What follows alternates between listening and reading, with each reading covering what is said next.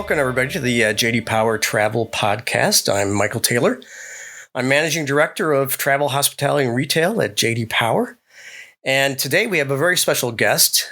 We have the Chief Service and Customer Service Officer for American Airlines, Alison Taylor. So welcome to the program, Alison Taylor. Thank you, Michael. I really appreciate you asking me on the podcast today. Yeah, and just as a disclaimer, we are not related, so at least maybe we not closely related.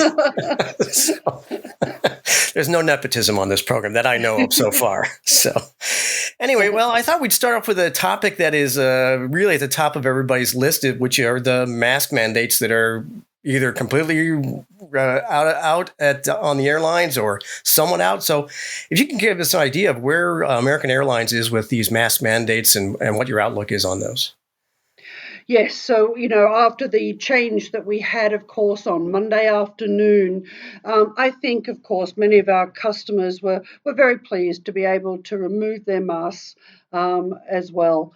And so we, of course, then make sure that each airport were abiding by the local and regional guidelines of that area. So there is a slight change depending on which region of the country that we're talking about. But as you know, in the air, our customers now and our team members, of course, who have been through a lot during this time, are able to remove their masks. But on the ground, we have a few different airports who are still, of course, requiring in that region to have masks, and we respect that. Yeah, I think that my home airports, which are the New York area airports, still have a mask mandate going. So hopefully that'll be rolled back as well. So, obviously the topic that's been on the top of everybody's mind in the travel segment for the last 2-3 years, of course, has been COVID. And I always wonder if you could just give us a little bit of the highlights of what happened at American Airlines during COVID. What were the things that stick out in your mind the last couple of years as this pandemic rolled around the world? And then what's happening as we're coming out of it? What was the mood like at first at American Airlines when COVID first started ramping up in March of 2020? Well, of course, our reaction to anything like this is to make sure that we put the health, safety, well-being of our team and customers first, because this was really what we were spending all our time talking about. How can we look after our team and our customers during a pandemic? And then, of course, at the beginning in 2020, as it did get worse and worse, of course, then we wanted to make sure that we had programs in place that we could communicate to our team and our customers. And we put together Clean Commitment. And that Clean Commitment was everything from the mask mandate to making sure we had a hand-free check-in. We changed our kiosks literally within a couple of weeks to be hand-free, and you could print your boarding pass and also, of course, your baggage items and place them on yourself. So we really made sure that we were looking after, first and foremost, the health and well-being and safety. And I think that went a long way with everyone. We even employed, of course, and worked with the Vanderbilt University Medical Center to make sure that we had contracted with a chief epidemiologist to make sure that we understood the science and that we were explaining the science to our team members and customers. Then, of course, we worked with Airbus and Boeing as well, just on the HEPA filters, and to communicate that, whether it's to our travel agents or whether it's to the end consumer, so they understood that those HEPA filters meant that it was like being in an operating theatre with the amount of time that, of course, oxygen was being circulated, air was being circulated in the cabin, and how safe they were once they had their mask on to fly. And this took, of course, a lot of time and effort to make sure that everyone understood these messages. Also, of course, we wanted to make it easier for people to just feel confident in flying. So we did work with Verifly and developed an app which all of our One World partners also adopted. And I don't know if you've used it, Michael, but it's very easy because it allows you to download all the local requirements of a country you may be traveling to or a region in North America you may be traveling to, and then gives you a big green tick when you have everything ready to go for travel. So that really instilled confidence in our travelers and also for our check-in team members and our gate agents, because you could show them your phone. It had a big green tick from Verify, and we knew that all government requirements and protocols for testing had been met. And that really made the journey much easier as well. Well, I'm glad to hear that, because I'm flying American to Glasgow in June, so I will be taking advantage of that for certain. So, and please do, Michael. I will, because I am a little bit worried about all the things I have to do coming and going on my trip to Scotland. So, what are some of the things that you brought back, say, in the last couple of months or so? What if someone's going to be flying American in the next week or two, and they flew 3-4 months ago? What are some of the new things that they're going to see on the aircraft or in the service on American Airlines? Well, it was great news. We just recently reintroduced alcohol into the main cabin, and that was very good timing, of course, with the mask mandate being lifted in the air. Also, we've brought back all of our lounges and flagship lounges and dining. In fact, as you know, we've got 45 Admirals Club globally. And also, we have 5 flagship lounges and dining, and all of them now are up and operating and really busy. And what we've also introduced, so that people have a safe haven from the concourse, is making sure they can buy a day pass to the flagship or the lounges as well. And that is new. We've introduced new menus and wines also on all of our flights, because we've now partnered with James Beard Foundation, and also have a far more diverse vendor selection for our wines, for our food and beverages, etc. So I think as people come back to travel, they're going to be very pleasantly surprised to see that not only do we have new kiosks, great ways to self-service and have check-in that are hands-free, but that actually we're also introducing all of our lounges and on-the-ground facilities, and they're all open, both internationally and domestically, and also that everything has returned in the air for food and beverage. So even our food for purchase has now started back, and which is great because we're looking at a very strong summer ahead. Some of the highest load factors we've ever experienced. Yes, and we also see that on our side, on the JD Power side, in the data that load factors are high, and then we're going to be, I believe, shifting very quickly from cancellations into the cost of a ticket and whether someone can actually get a seat on an aircraft as we go through the summer travel season. So, speaking of which, the other, that's summer travel season, of course, means leisure travel to a lot of people. But another topic that JD Power has been tracking, along with the U.S. Travel Association and Oxford Economics, is the outlook for business travel, which, of course, would affect an industry which you come from. I believe you come from the hotel side of the travel industry before you arrived at American Airlines. I do, Michael. Yeah. Yes. In fact, I believe you lived in Stamford, Connecticut, which is where I live. So, exactly. I went to I was at Starwood Hotels and Resorts for 29 years in 8 different countries. As you know, they move you around a lot, of course, in the hotel room. And I lived up in New Canaan, Connecticut, and work each day in Stamford, where you are, Michael. Yeah, I'm right just south of North Stamford. So New Canaan is just a stone's throw or a rugby football kick away from from where I am right now. So. It's a beautiful part of the world, Yeah. isn't it? But the topic, to get back to the topic, sorry, we're old home week here at on the JD Power Travel Podcast. Business travel. What is American Airlines forecast for business travel as we move through the rest of this calendar year? Yeah, so during the pandemic, surprisingly, we had many small to medium-sized businesses that still traveled. They needed to travel for their business. In fact, we wanted to thank them for that. So our CEO, Robert Isom, and myself even rang all the top SME travelers during the pandemic to thank them for, staying with us and being loyal during such a, difficult time. What we've seen in the last month and a half is that our top global complex corporate accounts have started returning. In fact, we have 7 of them in our top 10 who have already got more forward bookings in 2022 than they had in 2019 prior to the pandemic with us. Now, the travel looks different, Michael. It's on different days. Sometimes it's blended as well with some leisure extensions.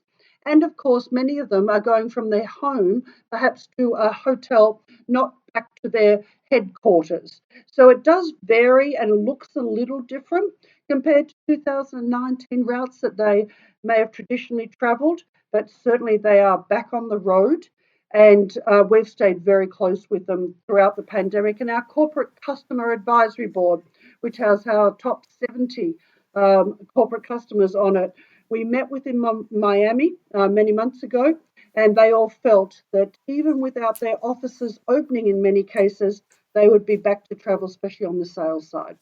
Yeah, and listeners to this podcast have heard us talk about this before, that it has been the small business person, the 1, 2, 3, 5-man shop that was traveling during the pandemic. And it was the large corporations that were really being held back. And I would imagine that's because large corporations have more lawyers than the small companies. So they have risk management teams. Exactly, yes. They have a travel management program. Yeah, and full disclosure, JD Power was one of those that had some lawyers that said, no, we're not going anywhere. So, but that is changing, thankfully, very much. Thankfully, yes, hopefully. It is changing. Yeah. And it's changing even while they look after their well-being. So it's not that they've just said, go back on the road as you were before. Many of them put in great programs in place to communicate with their travellers and make sure they're feeling good on the road. Okay.